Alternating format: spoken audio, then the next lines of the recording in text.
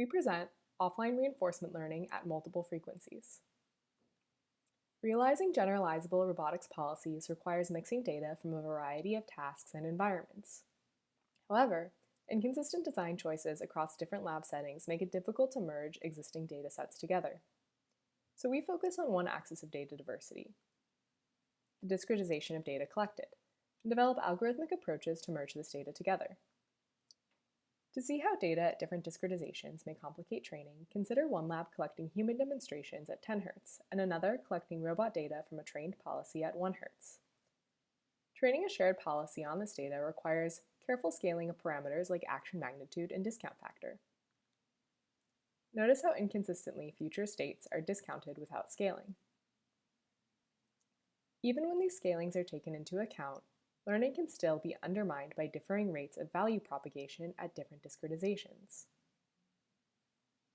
In this example, the data collected at 1 Hz propagates reward 10 times as fast as the data collected at 10 Hz. Ideally, we would make not only the scalings between different datasets consistent, but also the rate at which value is propagated along the state space. Let's walk through this phenomenon with a simple example. Consider a grid world with an agent starting at state 0 and a reward of 10 in the goal state in the leftmost square.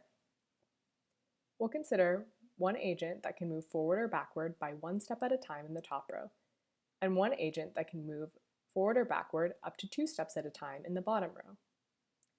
If we learn using value iteration, the bottom row will propagate reward twice as fast as the top row.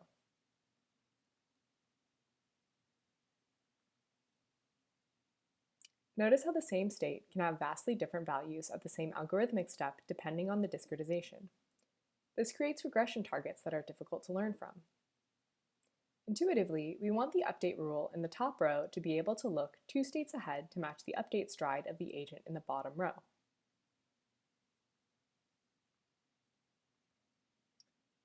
With this modification, the value is propagated at the same rate for each discretization.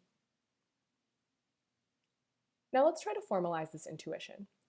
Our focus is Q-learning algorithms, so we want to construct an expression for the Q targets that will allow for synchronized updates across discretizations.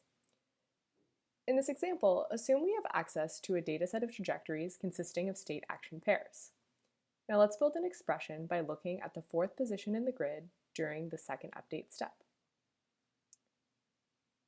We want to add the reward from the next 2 transitions into the dataset. Then we want to add the Q value at the resulting state.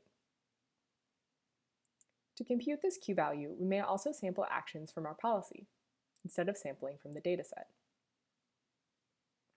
For an agent that can take up to 2 steps at a time, we only need to add the reward of the next transition to match the distance we looked ahead on the previous slide. We can then add the Q value of the next state directly.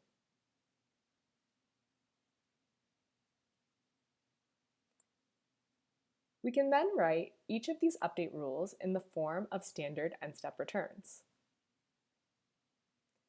The general form of the Q target then just requires selecting the right value of n, which is scaled by delta t.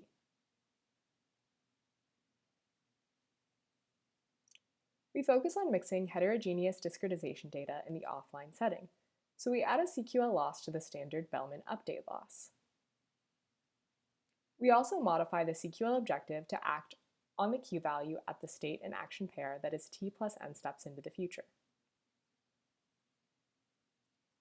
We study the effect of this approach, which we refer to as adaptive n-step returns, in 3 simulated control environments: Pendulum, MetaWorld, and Frank-A-Kitchen. For Pendulum and MetaWorld, we train on datasets collected from the replay buffers generated during off-policy training. For Frank-A-Kitchen, we mix expert data from D4RL with data from policy training.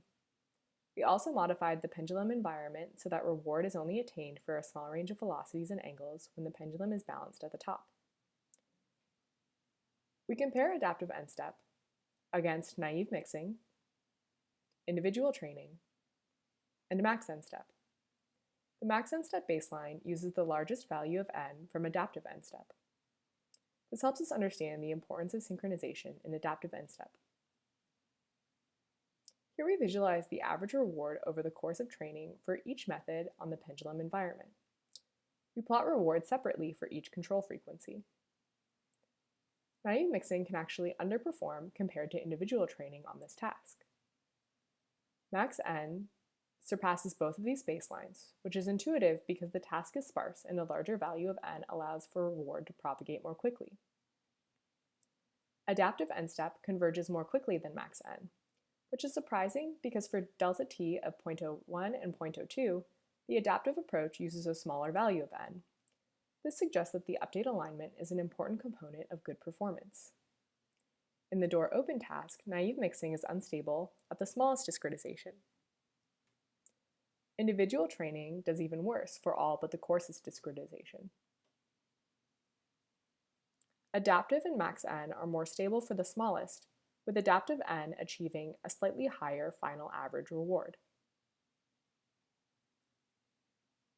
Naive mixing is also unstable in the Franca kitchen environment, even underperforming individual training.